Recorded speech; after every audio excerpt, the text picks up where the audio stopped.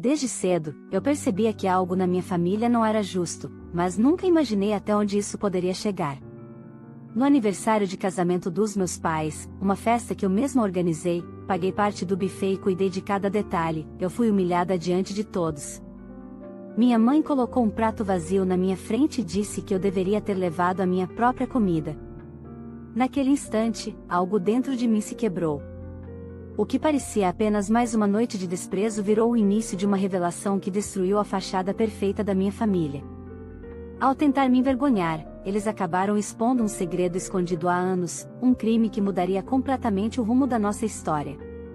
Olá, seja bem-vindo ao canal Histórias Surpreendentes, curta e se inscreva nesse canal, aproveite e ative as notificações. Comente aqui de qual cidade você está assistindo, vou adorar saber e deixar um coração no seu comentário. Meu nome é Letícia, tenho 32 anos, e durante boa parte da minha vida acreditei que o desprezo dos meus pais era apenas um detalhe inevitável, algo com o qual eu precisaria aprender a conviver para não enlouquecer. Cresci ouvindo comparações, críticas e risadas disfarçadas de conselhos. Se eu tirava boas notas, minha mãe dizia que era o mínimo que eu podia fazer. Se eu conseguia um emprego, meu pai dizia que Bianca, sim, tinha futuro. Bianca, minha irmã mais velha, a orgulho da família, a filha perfeita. Desde pequena, ela era tratada como uma estrela, enquanto eu era apenas o pano de fundo da cena, a responsável por ajudar, pagar, consertar, resolver. A que sempre fazia, mas nunca era vista. Naquela noite, o contraste entre nós ficou escancarado. Era o aniversário de 30 anos de casamento dos meus pais, uma data que, para eles, representava a consagração de uma vida exemplar e, para mim, seria o ponto de ruptura. O evento aconteceu em um salão elegante no centro de Campinas, com cerca de 50 convidados, flores brancas, luzes amareladas e uma mesa de jantar digna de revista. Tudo parecia perfeito. E, de fato, estava, porque eu havia feito com que estivesse. Eu mesma contratei o buffet, cuidei da decoração, reservei o salão, negociei descontos, fiz transferências bancárias, e ainda paguei parte do valor do evento com minhas economias. Fiz tudo sozinha, movida pela esperança tola de que, dessa vez, eles pudessem me olhar com algum orgulho. Mas o reconhecimento nunca veio. Minha mãe, Patrícia, atravessava o salão com um sorriso que misturava vaidade e fingimento, cumprimentando convidados e, principalmente, elogiando Bianca. Minha filha está indo tão bem no banco, é uma gerente exemplar, repetia, enquanto mostrava fotos no celular para quem quisesse ver. Meu pai, Eduardo, ria alto, repetindo histórias sobre a filha vencedora que tinha herdado o talento da mãe para os negócios. Eu, que há meses vinha pagando as contas da casa, luz, água, internet e até o condomínio, não recebi sequer um obrigada. Era invisível. Quando o jantar foi servido, sentei-me à mesa principal. Observei o garçom colocando pratos à frente de cada convidado, massas, carnes nobres, saladas bem servidas. Mas, quando chegou a minha vez, minha mãe empurrou um prato vazio para mim, com um sorriso cínico. Você devia ter trazido a sua comida, Letícia. Não pedimos nada para você, disse em tom leve, como quem conta uma piada. Por um segundo, o salão inteiro pareceu congelar, até que começaram as risadas. Meu pai gargalhou alto, e Bianca, comendo um filé com camarões de mais de R$ 300, olhou para mim com aquele ar de superioridade que só quem nunca foi humilhado consegue sustentar. O sangue subiu ao meu rosto. Não era só constrangimento. Era raiva. Raiva de anos de exclusão, de ser tratada como uma serva.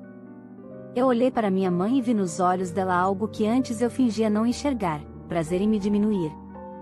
Ah, Letícia, não vamos fazer drama, hein? Ela completou, enquanto ajeitava o guardanapo no colo, com a naturalidade de quem sabia que eu não reagiria. Bianca levantou a taça, brindando com meu pai. Os dois sorriram, satisfeitos, enquanto eu sentia o peito apertar. E foi nesse instante, entre o tilintar dos copos e as risadas abafadas, que algo em mim se partiu de forma irreversível.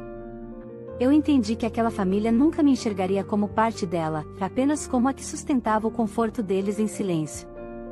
Eu pagava contas, resolvia dívidas, organizava festas, e ainda assim era tratada como um erro inconveniente. O salão, iluminado e barulhento, começou a parecer pequeno. O som das conversas se misturava ao bater acelerado do meu coração. Eu senti as lágrimas subirem, mas as engoli. Eu não choraria na frente deles. Não mais. Naquele instante, algo novo nasceu dentro de mim, uma coragem amarga, feita de dor acumulada e cansaço. Eu sabia que aquela noite não terminaria em silêncio, e que a partir dali, tudo mudaria. Eu só não imaginava o quanto. O que viria a seguir não seria apenas uma discussão familiar. Seria o início do fim da farsa que eles chamavam de amor. E quando a verdade viesse à tona, nenhum deles voltaria a dormir em paz. O salão ainda ecoava risadas quando empurrei a cadeira para trás. Por um instante, hesitei. Parte de mim queria fugir, mas outra, a que cansou de ser pisada, começou a se erguer. O som do talher de Bianca batendo no prato ecoava como um lembrete do que eu nunca teria: respeito. Respirei fundo e olhei para meus pais, ainda sorrindo, satisfeitos com a própria crueldade. Eu poderia ter permanecido calada, como sempre. Mas algo em mim dizia que, se eu me calasse mais uma vez, nunca mais teria coragem de abrir a boca. Vocês acham isso engraçado? Minha voz saiu firme, surpreendendo até a mim. As conversas cessaram. Bianca parou de mastigar, e meu pai inclinou a cabeça com um meio sorriso. Letícia, não começa, ele disse, o tom cansado, quase debochado. É só uma brincadeira. Brincadeira. Aquela palavra me atravessou como uma lâmina. Quantas brincadeiras eu havia engolido em silêncio? Quantas vezes precisei rir de mim mesma para não desabar? Não é brincadeira quando se trata de humilhar alguém, respondi, sentindo o rosto arder. Principalmente quando esse alguém paga todas as contas da casa. O burburinho começou. Convidados cochichavam, trocavam olhares. Minha mãe endireitou a postura, tentando manter o controle da situação. Letícia, abaixe a voz. Você vai estragar o jantar, disse ela, seca. Mas o jantar já estava estragado. E eles sabiam disso. Estragar o jantar? Que sem humor, vocês fazem isso comigo há anos. Meu pai se levantou, o rosto agora tenso. Chega, Letícia. Você está passando dos limites. Limites? Interrompi. Eu passei dos limites quando aceitei pagar o condomínio atrasado de vocês, quando tirei dinheiro das minhas economias para pagar essa festa que vocês fingem ter bancado. Eu passei dos limites quando deixei vocês me tratarem como empregada da própria família. Bianca empurrou o prato, irritada. Você está fazendo drama. Mamãe e papai sempre te ajudaram. Olhei para ela, sentindo um gosto metálico na boca. Me ajudaram. Bianca, quando foi a última vez que você pagou algo na casa? Quando foi a última vez que comprou algo sem pedir para eles? Ela desviou o olhar, e o silêncio dela me deu a resposta. O salão inteiro assistia, perplexo. Meus tios, vizinhos e até antigos colegas de escola dos meus pais, todos pararam de comer. Era o tipo de cena que ninguém esperava em uma comemoração elegante. E, ainda assim, eu sentia uma estranha liberdade me invadir. Eu não vou mais pagar nada, continuei. Nem a luz, nem a água, nem o telefone, nem essa festa ridícula. Minha mãe ficou pálida. Você não fala assim comigo, ela disse, a voz falhando. Eu sou sua mãe. E eu sou a filha que você nunca respeitou, respondi. A que você usa quando precisa de dinheiro, mas finge que não existe quando a família está reunida. Por alguns segundos, o silêncio foi absoluto. Depois, o som abafado de um copo caindo quebrou o clima. Meu pai olhou ao redor, constrangido. Vamos todos esquecer isso, disse, tentando rir. Letícia está nervosa, só isso. Mas eu não deixei. Nervosa não. Cansada. E então, sem mais uma palavra, peguei minha bolsa e saí. Atrás de mim, ouvi os sussurros retomarem, o barulho de cadeiras arrastando, os convidados se levantando para ver o espetáculo até o fim. No estacionamento, o ar fresco da noite me atingiu em cheio. Apoiei as mãos no carro e respirei fundo. O peito doía, mas, pela primeira vez, era um tipo de dor que vinha junto com alívio. Eu finalmente tinha dito tudo o que precisava. Dentro do salão, minha família continuava representando, fingindo que nada havia acontecido. Mas eu sabia que algo tinha mudado, e não apenas dentro de mim. Havia um medo novo no olhar deles, o medo de alguém que percebeu que não pode mais ser explorado. Dirigi até em casa em silêncio, as luzes da cidade passando rápido pela janela. No caminho, uma lembrança me veio à mente, a conversa estranha que tive com um ex-colega de trabalho dias antes, sobre uma suposta conta antiga em nome da minha mãe. Na hora, eu ignorei. Agora, aquilo fazia mais sentido do que nunca. Chegando em casa, sentei na beira da cama e encarei o celular. As mensagens dos convidados já começavam a aparecer, algumas solidárias, outras curiosas. Mas havia uma que me fez gelar. Era do meu ex-colega, confirmando que encontrara transferências bancárias suspeitas feitas por minha mãe anos atrás, em nome de um fundo da família. Naquele instante, percebi que a humilhação daquela noite era apenas o começo. E que a verdade que eu estava prestes a descobrir seria muito maior, e mais sombria, do que qualquer vergonha que já tivesse sentido. Naquela noite, mal dormi. O barulho da festa ainda ecoava na minha cabeça, as risadas, os brindes, as vozes misturadas ao som da minha própria respiração acelerada. A imagem do prato vazio me perseguia. Eu nunca mais conseguiria olhar para meus pais da mesma forma. Quando o sol nasceu, a luz que entrava pela janela parecia diferente, quase cruel. Era como se o mundo tivesse mudado, mas eles não. Por volta das 9, ouvi o som da porta se abrindo. Meus pais entraram em casa rindo, como se nada tivesse acontecido. Minha mãe largou a bolsa sobre o sofá e me olhou com aquele olhar que misturava irritação e superioridade. "Você nos envergonhou, Letícia", começou, a voz cortante. "Diante de todos os nossos amigos." "Eu apenas falei a verdade", respondi, sem me levantar. "Verdade?" Ela riu, um riso curto, sem humor. "A verdade é que você sempre foi ingrata. Tudo que tem, tem porque nós te ajudamos." Aquilo me fez rir, mas de raiva. "Ajudaram? Vocês vivem às minhas custas. Eu pago até as contas que vocês fingem esquecer." Meu pai, encostado na parede, cruzou os braços e soltou um suspiro pesado. "Deixe pra lá, Patrícia. Ela está estressada." "Estressada?" Repeti. "Estressada estou há anos, pai. Só que vocês chamam isso de ser responsável." A discussão subiu de tom. Bianca apareceu descendo as escadas, com o cabelo solto e a voz sonolenta. "Dá pra parar com isso? Vocês estão acordando o bairro." Minha mãe apontou para mim. "Diga para sua irmã pedir desculpas, Bianca." Ela me olhou com desdém. "Desculpas por quê? Por finalmente dizer o que todo mundo pensa? Que vocês tratam ela como lixo?" O silêncio caiu pesado.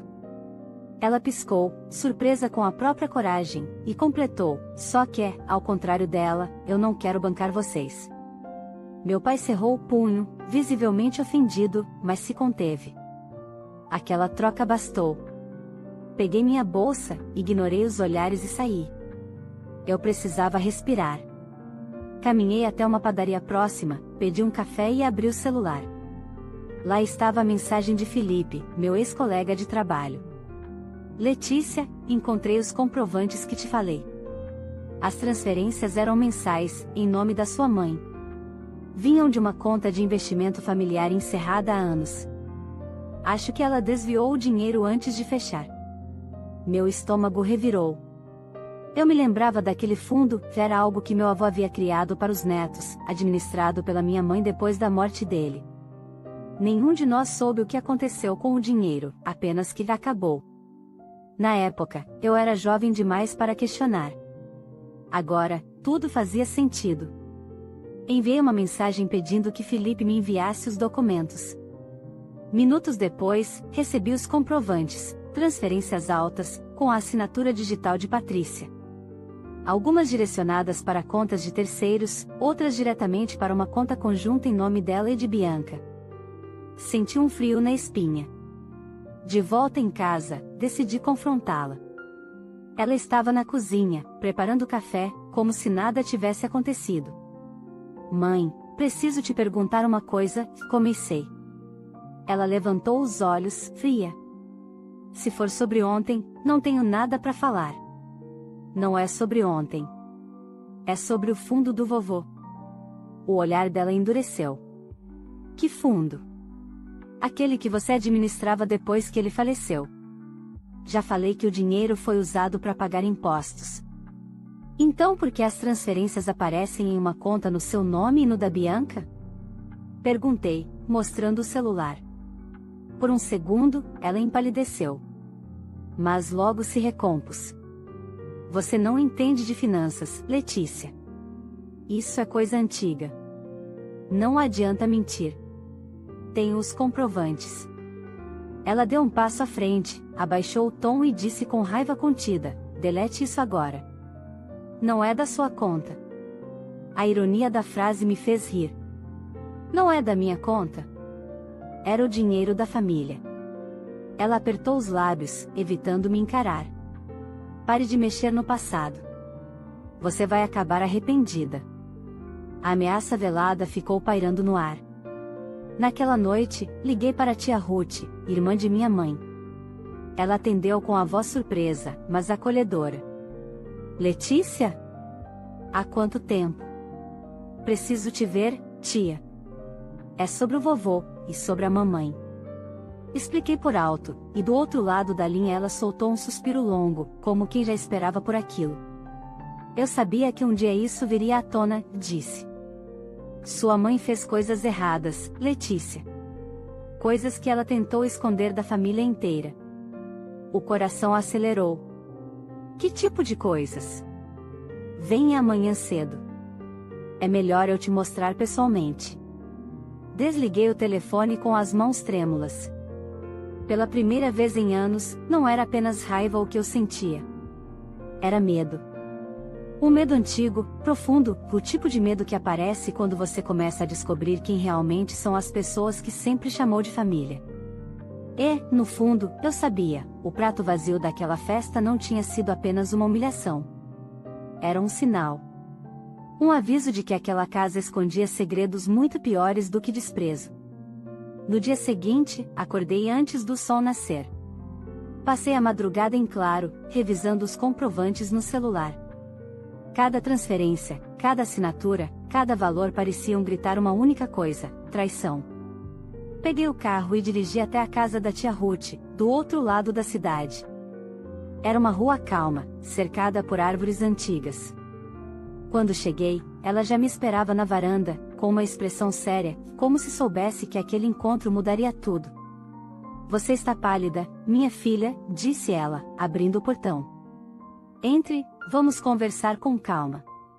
O cheiro de café fresco encheu a cozinha. Sentei-me à mesa enquanto Ruth trazia uma caixa de papelão desgastada. Dentro, havia pastas, envelopes e uma pilha de papéis amarelados.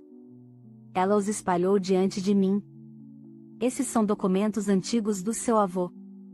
Ele me pediu para guardar cópias antes de passar a administração para sua mãe. Eu sabia que um dia isso seria útil. Meus olhos percorreram os papéis, e um nome chamou minha atenção: Fundo Familiar Albuquerque. Era conta criada por meu avô para os netos, eu e Bianca. O objetivo era simples: quando fizéssemos 30 anos, o dinheiro seria dividido igualmente. Mas, segundo Ruth, o fundo sumira anos antes. Sua mãe disse que tudo foi investido e depois perdido em aplicações ruins, explicou Ruth, suspirando. Só que eu desconfiei. E, agora, vendo o que você trouxe, parece que ela desviou tudo antes mesmo de fechar a conta. Entre os documentos, havia cópias de transferências bancárias datadas de mais de 10 anos atrás. Todas levavam o nome de Patrícia. Algumas transferências iam direto para uma conta conjunta com Bianca, outras, para uma conta em nome de um homem que Ruth identificou como ex-sócio de Eduardo, meu pai. Ela movimentava o dinheiro sozinha, disse Ruth, folheando os papéis. E quando o banco questionou, ela apresentou essa assinatura aqui. Peguei o papel e senti um arrepio. Era a assinatura do meu avô, ou parecia ser. Mas Ruth balançou a cabeça. Isso é falsificado. Eu conhecia a caligrafia do seu pai. Ele jamais escreveria assim. Fiquei em silêncio por alguns segundos, tentando assimilar. Então ela forjou a assinatura dele? Perguntei, incrédula. Sim, e não duvido que o seu pai soubesse. Eles sempre foram cúmplices quando o assunto envolvia dinheiro. Aquela frase me atingiu como um soco. De repente, tudo fazia sentido: o comportamento arrogante, a indiferença, o desprezo. Eles me usavam para encobrir uma fraude, e eu, sem perceber, sustentava o silêncio deles com o meu trabalho. Ruth levantou-se e foi até o quarto. Voltou com um envelope grande nas mãos. Aqui está a cópia do contrato original do fundo, disse, colocando-o diante de mim. Seu nome está ali, Letícia. Você é a herdeira legítima da metade disso tudo. Abri o envelope com as mãos trêmulas. No papel timbrado, lia-se claramente: os recursos do Fundo Familiar Albuquerque deverão ser divididos igualmente entre Letícia e Bianca ao completarem 30 anos. Meu coração disparou. Tia, se isso for comprovado, o que minha mãe fez é crime. É sim, respondeu ela, firme. Falsificação e apropriação indevida. Por um instante, o ar pareceu sumir. Eu não sabia se queria chorar ou gritar. E o que eu faço agora? Ruth segurou minha mão. Primeiro, guarde tudo. Depois, procure um advogado. Eu conheço um homem de confiança, Dr. Renato Cardoso. Ele pode te orientar. Assenti, ainda em choque. Antes de sair, Ruth me olhou com um misto de pena e admiração. Você sempre foi a mais justa da família, Letícia. Talvez por isso tentaram te calar. Mas chegou sua hora de reagir. De volta ao carro, abri as janelas e respirei fundo. As ruas de Campinas passavam borradas, e a cada esquina eu sentia a raiva se transformar em algo mais sólido: determinação. Peguei o celular e escrevi para Felipe, pedindo que me ajudasse a reunir mais provas. Ele respondeu minutos depois: deixe comigo. Tenho contatos no banco que podem confirmar as movimentações. Mas seja discreta.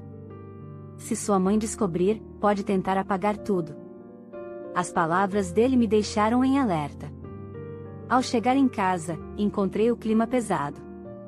Meu pai estava no sofá, imóvel, com o jornal nas mãos. Minha mãe, de braços cruzados, me encarou com frieza. Onde você estava? Perguntou. Na casa da tia Ruth. O olhar dela mudou. Aquela mulher adora inventar histórias. Espero que não tenha ouvido nada. Ouvi sim, respondi. Ouvi o suficiente para saber o que vocês fizeram com o dinheiro do vovô. Ela largou a xícara sobre a mesa, o som ecoou seco. Cuidado com o que fala, Letícia. Você está mexendo com coisas que não entende. Eu entendo mais do que vocês imaginam, retruquei. E dessa vez, não vou me calar. Ela deu um passo à frente, e por um momento, vi algo que nunca tinha visto no olhar da minha mãe: medo. Naquela noite, tranquei a porta do meu quarto e organizei os papéis em pastas. O silêncio da casa era sufocante. Lá fora, a chuva começava a cair, e cada trovão parecia anunciar o que viria a seguir: a guerra que eu estava prestes a declarar contra a minha própria família. E, no fundo, eu sabia, não havia mais volta. Na manhã seguinte, o ar parecia mais pesado. A chuva da noite anterior deixará o chão úmido e o céu, cinzento, como se o tempo refletisse exatamente o que eu sentia por dentro. Levantei decidida. Eu não podia mais adiar. Recolhi todos os papéis, tirei cópias e coloquei tudo em uma pasta. Peguei o carro e dirigi até o escritório do Dr. Renato Cardoso, o advogado indicado por tia Ruth. O prédio ficava no centro de Campinas, antigo, mas bem conservado. Dr. Renato me recebeu com um aperto de mão firme e um olhar curioso. Sua tia me ligou. Disse que você descobriu algo sério sobre sua família. Concordei, abrindo a pasta sobre a mesa. São transferências bancárias antigas. Minha mãe administrava um fundo criado pelo meu avô, mas desviou o dinheiro. Inclusive, falsificou a assinatura dele. Ele folheou os documentos com calma, ajustando os óculos. Entendi, isso é grave. Há provas suficientes para abrir um processo por falsificação e apropriação indevida. Se for comprovado que houve dolo, pode até haver prisão. Senti um frio no estômago. Prisão. A palavra parecia grande demais. Eu não quero destruir ninguém, doutor. Só quero justiça. Entendo, disse ele, em tom sereno. Mas a justiça tem um preço. Você está preparada? Engoli em seco. Estou. Saí do escritório com um misto de medo e alívio. Eu finalmente havia dado o primeiro passo. No entanto, no fundo, eu sabia que aquele movimento não passaria despercebido. E eu estava certa. Ao chegar em casa, percebi o portão aberto e o carro do meu pai estacionado torto na garagem. Assim que entrei, ouvi a voz dele, áspera, vinda da sala. Onde você estava? Perguntou, sem rodeios. Fui resolver um assunto pessoal. Ele deu um passo à frente, o olhar frio. Você foi atrás da Ruth, não foi? Ela sempre quis nos colocar um contra o outro. Eu fui atrás da verdade, pai. E ela está toda aqui. Levantei a pasta nas mãos. As provas do que vocês fizeram. O silêncio que se seguiu foi sufocante. Minha mãe apareceu na escada, o rosto tenso. Você não vai levar isso adiante, disse ela, com a voz trêmula, mas autoritária. É da nossa família. Justamente por isso, mãe. Porque é da família, e vocês traíram o que ela representava. Meu pai tentou rir, mas a risada saiu forçada. Vai colocar sua própria mãe no tribunal? Se for preciso, sim. Aquela resposta o desarmou. Vi o desespero tomar conta do olhar dele, algo que nunca tinha visto antes. Minha mãe tentou argumentar, mas a voz falhou. Você não entende, Letícia. Fizemos o que era necessário. Necessário para quem? Para sustentar a Bianca? Para comprar carros e bolsas caras enquanto eu pagava as contas básicas de vocês? Ela não respondeu. Virou o rosto, os olhos marejados. Pela primeira vez, percebi que não era arrependimento o que ela sentia, era medo de perder o controle. Nos dias seguintes, o clima dentro de casa se tornou insuportável. Meus pais mal falavam comigo. Bianca fingia que eu não existia. Até que, certa noite, recebi uma mensagem inesperada: deixe isso morrer, Letícia. Você não sabe com quem está mexendo. Não havia identificação, apenas o número oculto. Mostrei a mensagem ao Dr. Renato no dia seguinte. Ele franziu o senho. Eles estão tentando te intimidar.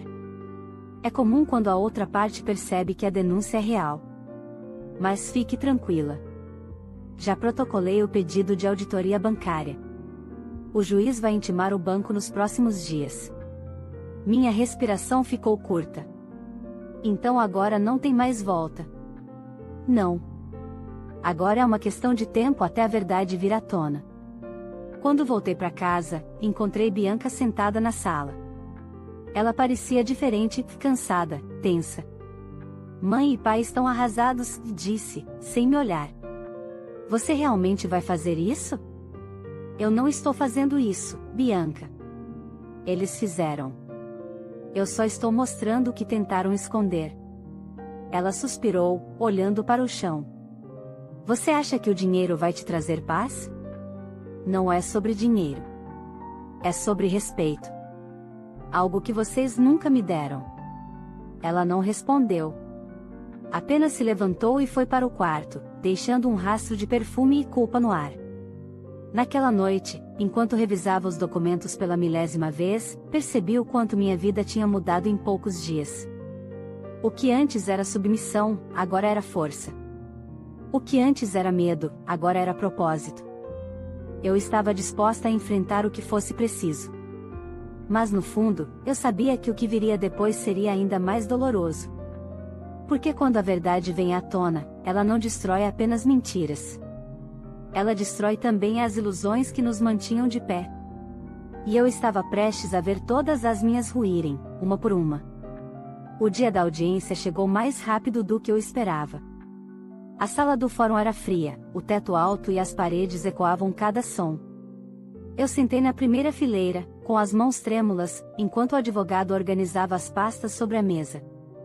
Meus pais entraram juntos, lado a lado, mas já não pareciam o casal imponente de sempre. A elegância de outros tempos havia desaparecido, substituída por olhares cansados e um medo que eles não conseguiam esconder. Bianca veio logo atrás, o rosto abatido, evitando cruzar o olhar comigo. Quando o juiz iniciou a sessão, tudo ficou em silêncio. Dr. Renato começou apresentando as provas, as cópias das transferências, os extratos bancários e, finalmente, o documento com a assinatura falsificada do meu avô. O som do papel sendo colocado sobre a mesa parecia um trovão. Excelência, disse ele, com voz firme, está comprovado que a senhora Patrícia Albuquerque desviou valores significativos do fundo familiar criado por seu pai, falsificando documentos e transferindo recursos para contas pessoais. Meu coração acelerou. Eu olhava para minha mãe, mas ela mantinha o olhar fixo à frente, imóvel, como uma estátua prestes a rachar. O juiz examinou os papéis com atenção, e, quando levantou a cabeça, havia uma expressão de incredulidade. Senhora Patrícia, a senhora confirma essas assinaturas? Ela hesitou. Por um segundo, pareceu querer negar, mas a voz falhou. Eu não me lembro desses documentos. Dr. Renato não perdeu o ritmo. Curioso. O perito grafotécnico se lembra perfeitamente. Ele entregou outro laudo ao juiz, confirmando a falsificação. Foi como se o chão tivesse sumido sob os pés dos meus pais. Bianca cobriu o rosto com as mãos. Eduardo, meu pai, abaixou a cabeça. O silêncio pesou como chumbo. O juiz fez uma pausa longa antes de falar. Diante das provas apresentadas, determinamos o bloqueio das contas dos réus e a restituição integral dos valores desviados.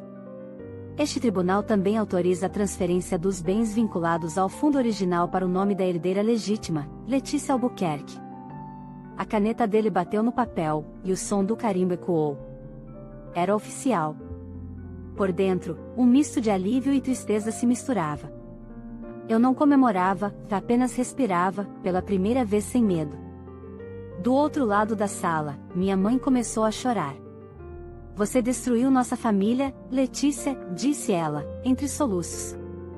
Tudo o que fiz foi por vocês.